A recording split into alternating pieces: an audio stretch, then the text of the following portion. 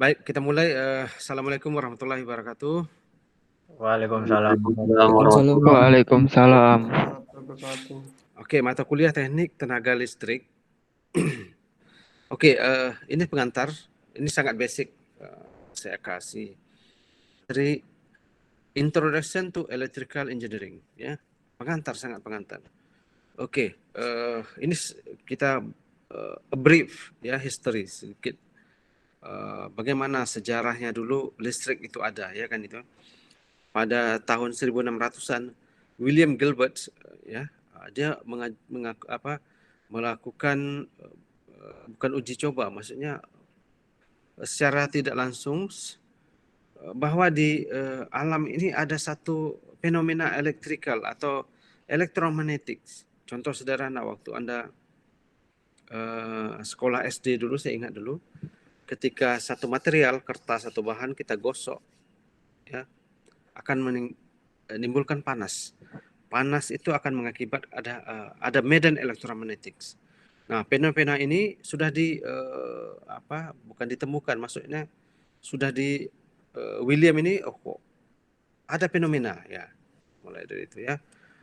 Iterating particle being wrapped electricus kan gitu. Ini sedikit sejarah the first electrical engineer. Okay. Nah, pada 1800-an ya, tadi 1600. Nah, sudah ada voltage, ini yang voltase volt ini ya. Penemu, kalau kita lihat satuannya voltase atau tegangan itu volt ya. Develop Alexander Volts, dia menemukan satu kalau tadi ada medan, sekarang dia sudah dapat eksperimen sama dengan Michael Faraday. Faraday ini satu, kalau Anda belajar medan elektromagnetik sangat terkenal teori-teorinya ya, termasuk Maxwell ini ya. 1873 electrical dan magnetism published by James Maxwell. Artinya apa? Medan magnet elektromagnetik dengan listrik itu sangat erat kaitannya. Adanya medan magnet yang tadi kalau kita gosokkan material jadi timbul medan magnet akan membangkitkan medan listrik. Ya, ini saya cepat saja karena brief sejarah saja supaya Anda tahu ya. 1888 Heinrich Hertz, kalau Anda lihat Anda dengar frekuensi satuannya Hertz, yakni Heinrich Hertz kan gitu ya. Transmit and receive radio, sudah menemukan radio kan gitu ya. 1901 ada pemrograman komputer ditemukan. Ini ada semikonduktor, ada transistor, ya kan itu. Ya. Awal mulanya dari histori komputer, ya ditemukan transistor atau semikonduktor. Nah ini lebih lanjut teknologi semikonduktor, ada integrated circuit atau IC dan seterusnya mikroprosesor. Okay. Kita lihat field of study, power, creation, storage, and distribution. Sumber tenaga, kita lihat ini pembangkit. Kita lihat pembangkit listrik, ada pembangkit listrik tenaga air, ya, ada gas, diesel. Kalau dulu yang diesel sama air, sekarang sudah ada gas, ada nuklir, ada angin, bahkan ada solar photovoltaik ya, solar. Electrical itu ada powers, ada control. Control ini ada design, dynamic system, and control for the system.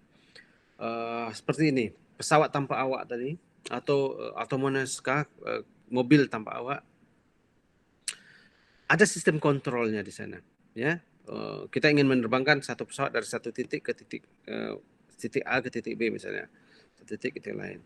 Nah itu dikontrol secara otomatis. Bahkan pesawat sekarang kalau kita lihat take off dan landing saja yang pilot itu, di atas itu dia autopilot, dia set to autopilot karena sudah diprogram. Pekanbaru ke Jakarta pesawat ketinggian altitude-nya sekian, 30.000 kaki, 30.000 feet, track-nya sekian, sudah diprogram. Masukkan ke dalam sistem pesawat autonomous, autopilot ya. Nah, itu salah satu kontrol ya.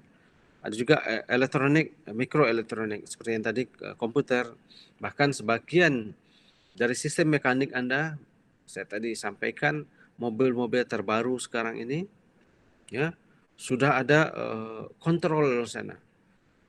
Karena mobil terbaru sekarang sudah fully sensing. Bukan sensor pintu saja, kalau kita perhatikan beberapa tahun sebelumnya pintu terbuka ada sensor, itu saja kan gitu ya. Bahkan sekarang absorbernya sudah ada sensor, fuel sudah lama ada sensor meter. Bahkan yang lain sekarang absorber tadi ada sensor apa? Ketika Anda satu orang passenger, setting absorber sekian, ya. 10 bukan 10 full 5 orang passenger dia akan mengatur, ya. Bahkan mesin itu nggak bisa di start kalau ada misalnya pintunya masih terbuka atau ada instrumen lain, ya. Bahkan fuelnya sekian persen sudah ada alert, termasuk GPS. Nah, itu aplikasi ya, aplikasi. Signal processing, analisa of signal. Oke. Telecommunication juga. Ini kalau kita saya sedikit brief bidang ilmu teknik electrical engineering itu. Ya, teknik elektro. Ada kontrol, ada power, ada telekomunikasi, ada signal processing. Ini telekomunikasi. Anda sudah tahu umumnya, Anda sudah menggunakan setiap hari mobile phone, smartphone Anda. Ya, bahkan ke depan mobil Anda bisa dikontrol jarak jauh menggunakan telekomunikasi. Pakai GPS, mobil Anda mempunyai GPS, Anda bisa track. Hari ini mobil Anda mutar kemana saja, Anda bisa berapa jarak tempuhnya, kilometernya, kan gitu ya. Bisa direkam. Komputer, ya, teknologi komputer dan instrumentation. Baik, kita kembali ke basic concept of electrical engineering. Okay. Ada electricity, ada charge, ada current, ada voltage, ada power dan energi. Tadi saya sampaikan 3 parameter utama ya yang umum disebut triangle of powers. Ada tegangan, ada arus, ada daya. Kan gitu ya. Oke. Daya, tegangan kali arus. Ya. Power, arus kali tegangan. Oke. Nah, ini sedikit pengetahuan Anda. Electricity, physical phenomenon arise from the existing and interaction of electric charge. Okay. Petir itu mempunyai daya listrik yang sangat besar, ya. Charging, walaupun terjadi sebentar saja, hanya beberapa millisecond, jarang, mungkin 2 second, 3, 1 kali petir bahkan hanya millisecond saja ya, millisecond. Tetapi dia punya power sangat besar. Contohnya kalau bangunan atau pohon yang tersambar petir bisa mati karena charge-nya itu sangat besar. Sama dengan kita kesetrum 220 listrik rumah kita saja sudah sangat berbahaya sekali, kan gitu. Ini sudah petir ini mengandung daya listrik sangat besar sampai kilovolt, ya kan, kilovolt. Arusnya itu sampai ribuan ampere discharge-nya itu ya. Ini fenomena orang mempelajari banyak bagaimana energi petir ini bisa disimpan. Sepertinya energi tenaga surya, photovoltaik, pada siang hari panas kita simpan energi menggunakan baterai, malam nggak ada tenaga matahari menggunakan baterai, ya. Cas, kenapa saya tampilkan ini supaya Anda bisa memahami sebenarnya listrik itu karakteristik property of subatom. Atom itu mempunyai ion positif, proton dan elektron, ya, elektron. Seperti petir tadi, awan itu mempunyai kandungan yang positif dan negatif, ya kan gitu. Kalau kita lihat awan di atas itu, kita lihat mungkin awan satu, tetapi awan itu mempunyai gumpalan atau kelompok-kelompok awan. Nah, setiap awan itu mempunyai contents atau yang positif dan negatif, ya. Seperti kita lihat, kalau positif negatif,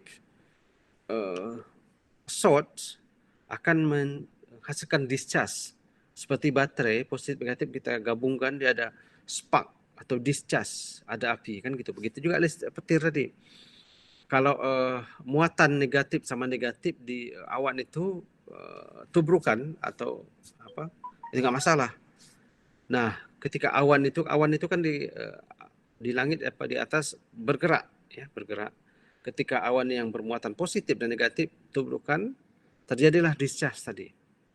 Discharge tadi karena bumi itu netral, dia akan ke bumi tadi ya. Oke, discharge tadi. Alright, begitu juga basic konsep dari listrik, adanya discharge tadi ya kan. The unit of quantity electrical. Tadi di awal kita sudah perhatikan ketika benda digosok, ada kertas saja, ada gosok akan menimbulkan panas. Panas itu mengakibatkan medan elektromagnetik. Kita lihat di waktu kecil SD, kertas lembar kita gosok, nanti kita potong kertas kecil. Nah, kertas yang besar tadi yang menimbulkan panas tadi akan menarik kertas yang kecil. Ada medan elektromagnetik.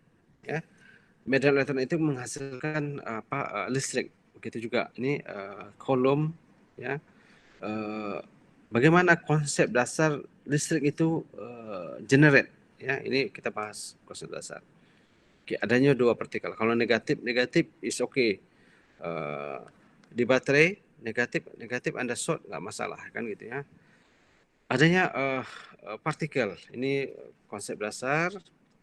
Oke, Coulomb law, ini ada hukum Coulomb, mungkin Anda sudah belajar di fisika. Ada F12 force ada ya. Satunya Newton, adanya tekanan. Q ini Coulomb, Q1, Q2, ada R diameter ya, di Coulomb konstan. Nanti saya nggak bahas, ini sekedar pengantar, kita nggak bahas karena Anda di mesin. Saya perlu kasih tahu dasar dari konsep dasar dari listrik itu ya, kita bahas. Ini electric current, tadi voltage ya, bagaimana voltase tegangan itu generate terbangkit. Nah, sekarang kita bahas dengan current, arus. Seperti saya ulangi lagi, di listrik itu 3 parameter utama, tegangan, arus, daya. Arus listrik akan ada ketika ada tegangan. Tegangan arus akan ada ketika satu circuit loop tertutup. Okay. Describe charge in motion. Arus itu pergerakan. Ya. The flow of charge. Kalau tadi kita lihat tegangan itu ada muatan, okay. Kolom itu ada muatan. Semakin banyak muatan itu semakin besar tegangan. Semakin banyak muatan awan tadi, awan di atas itu, semakin besar gumpalan, artinya banyak muatan ion positif dan negatifnya.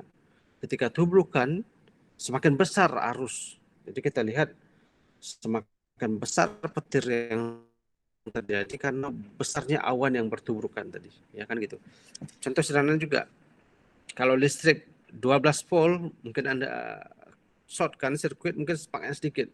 Ketika 220, Anda short sirkuit, sparknya semakin besar, kan gitu. Begitu juga motions. Arus listrik itu, ya, the motion of particles, ya. Nanti kita akan sedikit bahas.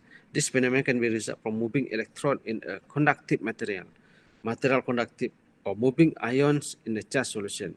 Oke, seperti ini saya lihat. I adalah arus listrik. Charge ini charge over times. Charge ini tadi tegangan, ada nanti kita buat persamaan lain juga, bisa di tegangan dibagi dengan resistance. Untuk arus itu ini secara charge over times. Ketika discharge ya, awan tadi contoh di fenomena petir tadi, tubrukan, ada discharge, berapa lama waktunya, atau coulomb per second waktunya. Q over T, itu ampere satuannya. Ya. An ampere is a number of electrons having a total charge of one coulomb moving through a given cross section. Nah, seberapa banyak material yang di discharge charge tadi dalam satu penampang konduktif over time. Okay. Ada nanti kita bahas arus juga bisa kita definisikan dari tegangan dibagi resistor. Resistan ini kan satuan resistor itu penampang tadi ya, resistan. Oke, ini contoh. Ini sudah masuk ke dalam sedikit-sedikit. Kalau tadi kita bahas, kita mungkin sampai jam 8.30 atau 40 aja, nanti kita akan sambung lagi berikutnya. Ini rangkaian dasar dari listrik. Tegangan ada baterai, ada resistor, ada kabel atau wire. Nah, arus itu di sini. Ya, di sini arus. Ketika resistor dikasih sumber tegangan di close di dalam loop circuit ini ada arus I, ya kan gitu, atau I sama dengan voltase atau volt dibagi resistor. Oke. Nah, ini arus tadi ya. I nanti I1. Ini I sama dengan current. Ketika tegangan disuplai ke tahanan, nanti ada arus yang melalui dalam situ. Oke. Nanti kita akan bahas sedikit rangkaian listrik lah di depan nanti. Ini resistor tadi, kalau positif negatif, arus itu kan mengalir dari positif ke negatif. Ya, ada flow di sana. Oke. Ini persamaan PAB sama dengan minus PBA. Boleh dibolak-balik, kan gitu ya, bolak-balik. Ini volt. Volt tadi ini joule ya, satuannya ke kolom ya. Ini seperti baterai, ada positif negatif untuk menyimpan muatan. Oke, ini kita cepat saja. Powers joule per second ya. Power atau arus dikali tegangan ya. The rate. Nah, kita bahas ini ya, power. Oke, ini squid sederhana. Ini baterai tadi, ini lampu, ini switch. Kalau kita closekan switchnya, ada arus lampu akan hidup. Ya. Ketika ini dibuka, tidak ada arus. Ya, tidak ada arus. Oke. Ini simbol-simbol sirkuit untuk komponen kapasitor, resistor, induktor. Ya. Ini baterai DC, sumber DC, sumber AC. Ya. Oke, ini resistor, nanti kita akan bahas lebih lanjut. Ini pengantar saja. Pengantar. Kenapa resistor? Di lampu ini, walaupun lampu, tapi kita bisa simbolkan sebagai resistor. Setiap beban atau load itu adalah resistance ya. Kita nggak bahas ini warna secara detail, sedikit saja. Saya ingin menyampaikan konsep dasar dari electricity, adanya daya, tegangan, arus, daya, dan ditambah dengan resistor, ya kan gitu ya. Ini ada hukum Ohm law, ini sangat sangat terkenal ya. Hukum Ohm, I sama dengan voltage bagi loads ya. Ini load ini atau resistor ini diindikasikan sebagai link of fire, kabel. Sebenarnya kabel ini pun ada resistance ya, resistannya. Oke. Ini kapasitor ya. Tegangan, arus, daya. Resistor, kapasitor, induktor. Ya. Sangat erat. Kalau beban itu ada beban resistif, ada kapasitif, ada induktif. Oke ya. Ada induktif. Kalau kapasitor, kalau resistor ini tadi, idealnya ini R sama dengan rho L per A. Rho ini conductivity dari material. L panjang dari material, ini A luas penampang. Contoh, dalam sebuah kabel mempunyai resistance. Kayak kabel listrik, PLN, tarik kabel dari Kota Panjang ke Pekanbaru untuk transmisinya. Ya, ada resistance. Berapa besarnya? Permeabilitas atau permeabilitas dari material, mungkin dia menggunakan bahan aluminium, ya kan itu. Berapa permeability-nya? Panjang kabelnya sama luas penampangnya. Dapat satuan ohm. Sementara kapasitor itu ada 2 plat. Ini kapasitor basic konsep. Walaupun kita lihat kapasitornya seperti ini yang ada di pasaran, di pasaran, komponen elektronik di pasaran seperti ini, package saja, tapi di dalamnya konsepnya dari asal seperti ini. Dulunya seperti ini, dua plate, dua lempeng, ada kapasitansi, ada kapasitif, kan gitu ya. Makanya simbol seperti ini, ya simbolnya. Walaupun sudah di packing, kalau kita lihat komponen elektronik seperti ini kapasitornya, tapi sudah di dalamnya ada dua plate seperti ini. Oke. Nah ini kapasitor tadi. Berapa besarnya? Kalau kapasitor satuannya farad, kalau resistor aja ohmnya. C A per D. Besarnya luas penampang, D ini distance. Berapa gap ini? Ya. Oke, ini sekedar saya nggak bahas detail bagaimana resistor itu dan lain-lainnya. Ini permittivity area distance jadi ya. Oke. Kapasitor ini C sebagai coulomb per voltage. Satuannya farad. Karena kapasitor itu untuk menyimpan muatan. Ketika Anda kasih suplai tegangan di kapasitor, dia akan menyimpan. Berapa besar faradnya itu, semakin besar luas penampangnya, semakin besar kapasitas penyimpanannya. Dia akan discharge coulomb per volt. Kan gitu ya. Ini teori sedikit. Ya. Ini kapasitor tadi ya. Oke. Kalau Anda charge, dia akan discharge nanti. Ya. Oke. Ini energy storage W untuk menghitung berapa lama atau kapasitas penyimpanan di kapasitor. Saya cepat saja ya, karena ini untuk pengantar. Induktor, ada resistor, kapasitor, induktor. Induktor ada coil. Induktor is two terminal element consists of winding of n turns or capables. Ya, kita lihat ini ada winding, ada berapa lilitannya. Ya, satuannya Henry. Ya, Henry. Ada aplikasi tertentu. Seperti motor tadi. Motor tadi ada kapasitif, ada induktif, ada resistif. Kalau di motor muatan itu ya sudah ada 3 komponen itu.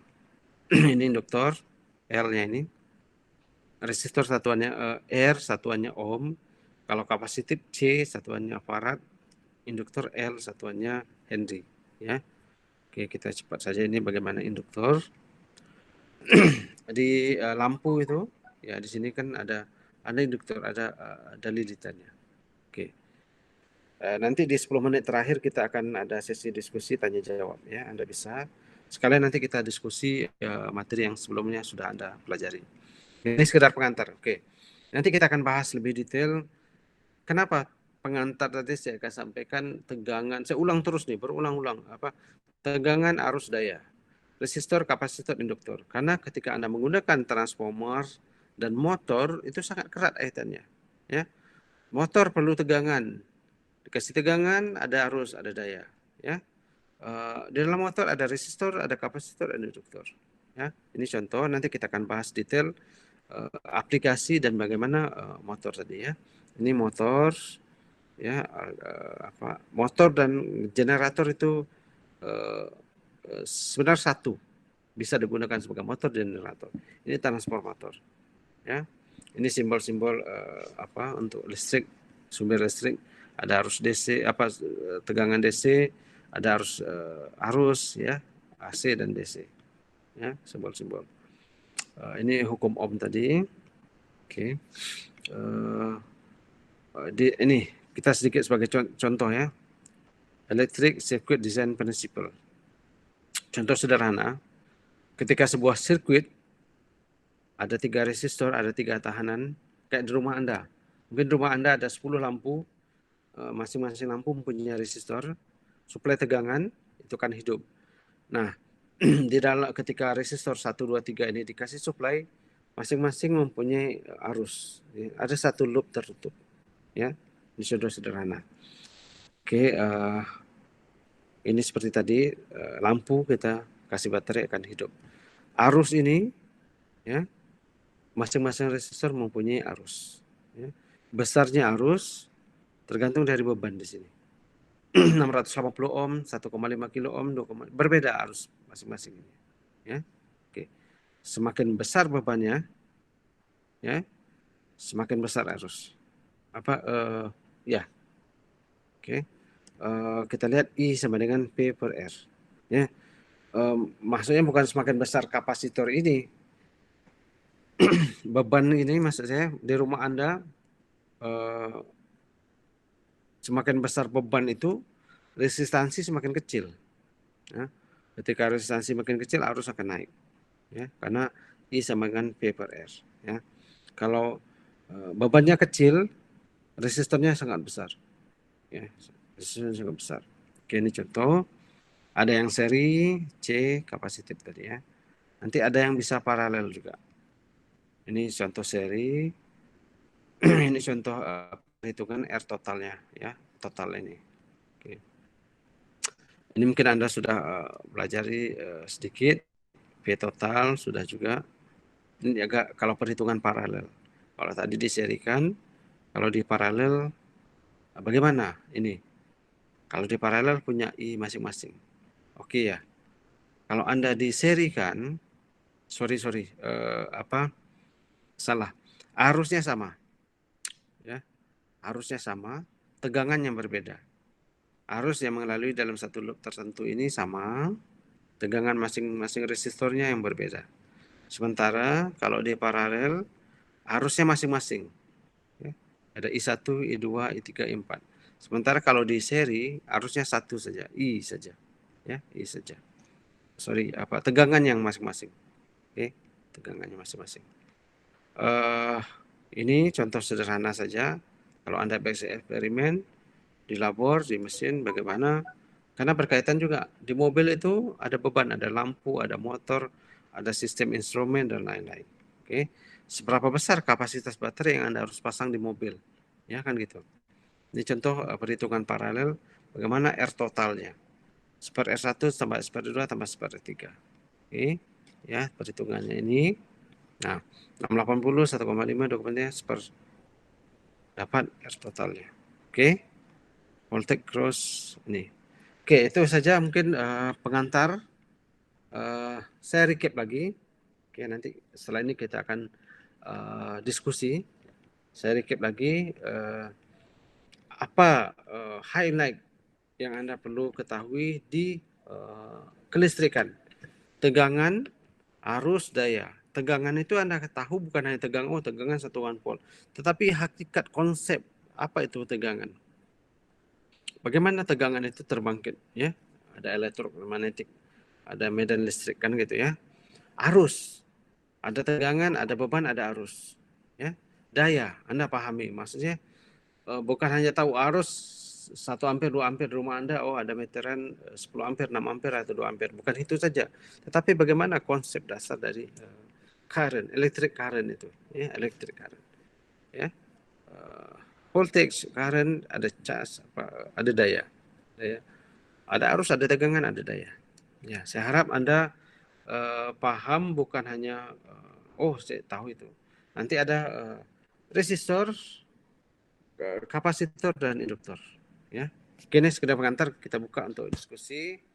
Saya akhiri, kita ke di classroom sini. Oke, sekarang kita ke diskusi. Silakan kalau ada yang ingin bertanya. 20 yang hadir. Oke, sebentar saya screenshot lah yang 20 ini.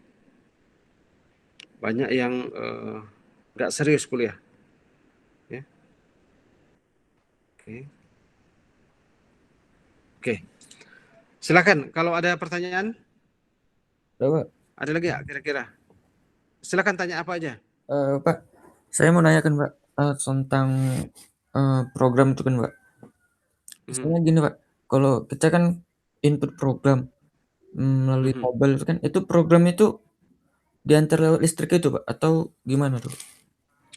Program di mana? Mobil? Nggak, misalkan kita buat suatu program tuh ke Arduino kan, Ya. nah itu nanti kita program input dari komputer itu nanti langsung kodenya itu diantar sama listrik atau Oke. diterjemahkan dari ini Pak? Programming identik dengan microcontroller. Arduino itu adalah salah satu chip microcontroller. Ada banyak chip microcontroller. Arduino salah satu terkenal.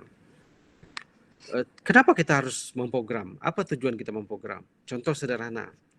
Yang IT kemarin buat robot otomatis, dia mutar, ada robot, maju mundur, kalau lihat api dia akan padamkan.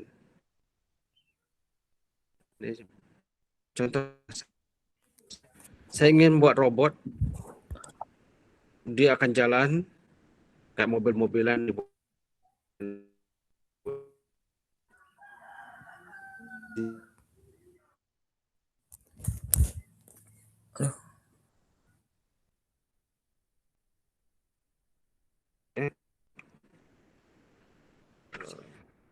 Masih dengar saya?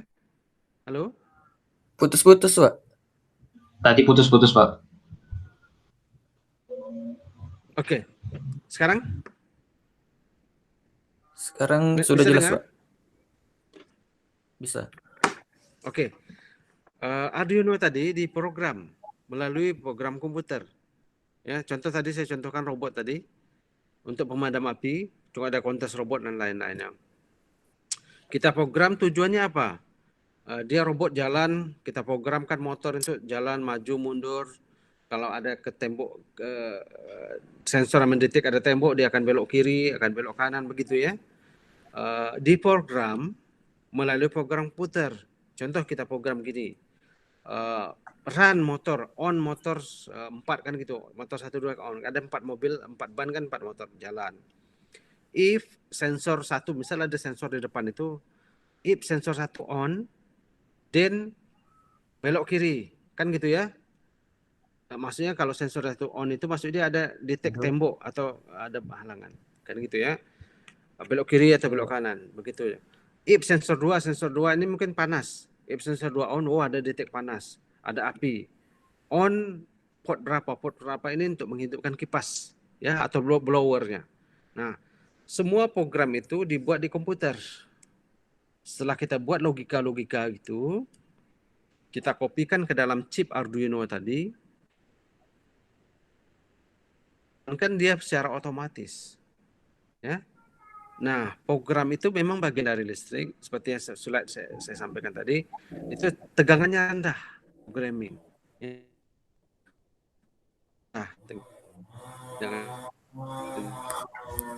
Nah, namanya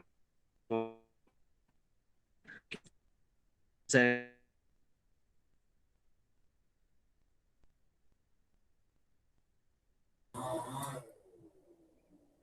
Putus-putus, Pak. Hilang jaringan, Pak.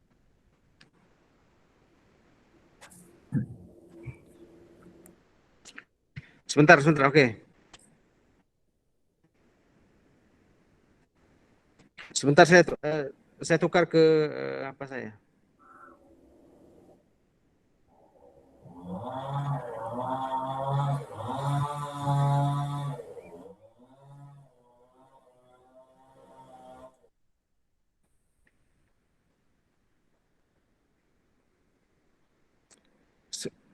Oke, sekarang udah dengar? Sudah, Pak. Oke. Sorry. 8.30 kantor, Pak. Jadi jam kantor UIR kan 8.30, stafnya baru masuk. Jadi tadi saya pakai internet UIR. Begitu masuk stafnya direktorat rame, saya pakai broadband handphone saya. Oke. Kita 1-2 menit lagi kita selesaikan ini apa? Saya jawab pertanyaan terakhir apa? Tadi pakai internet UIR begitu rame, baru mulai masuk jam kantor rame, udah mulai lambat saya pakai. Oke. Jadi Arduino tadi salah satu modul yang sangat mudah kita gunakan. Kita beli modul Arduino, dia pakai bahasa C. Kita install bahasa C di laptop kita. Kita buat logika tadi, biasa kita buat flowchart. Start. Oke, start apa? Jalankan flow tadi kan Anda tahu flowchart. Jalankan motor 1 2 3 4 untuk ban mobil tadi kan. Dia akan jalan maju kan gitu ya. Ketika ada sensor untuk mendeteksi benda di depan. Kalau ada benda depan dia akan belok kiri kan gitu ya. Ada benda depan belok kiri lagi dia akan cari. Tadi contoh robot gitu ya. Contoh lain elevator. Ketika orang tekan tombol 5, dia akan berhenti di 5, tekan 6 berhenti ke 6 seperti ya. Kita buat logika. If button 5 press then dia akan mutar sampai di lantai 5 tuh ada sensor yang mengindikasikan ini lantai 5, dia akan berhenti di situ. Begitulah. Intinya microcontroller itu kita program, nanti dia bisa jalan otomatis. Begitu juga mobil otomatis, autopilot di pesawat, ya, drone tadi, kan gitu, dan lain-lain. Oke, saya harap Anda bisa pahami controller, ya, microcontroller. Ada input, ada proses, ada output. Oke, ada pertanyaan lagi atau gimana? Ada respon lagi nggak? Untuk pertanyaan tentang microcontroller Arduino tadi. Sudah Pak, sudah pas. Oke ya. Oke, kalau nggak ada mungkin kita cukupkan, nanti 2 minggu atau 3 minggu lagi kita akan real time. Setelah itu saya akan kasih materi atau saya buat rekaman video, nanti Anda bisa lihat supaya kalau video kan mungkin Anda tidak terlalu real time, mungkin ada waktu bisa Anda lihat, Anda bahas dan lain-lain. Oke ya. Oke, kalau nggak ada kita cukupkan ya. Baik, Pak. Siap Pak. Ya, Pak.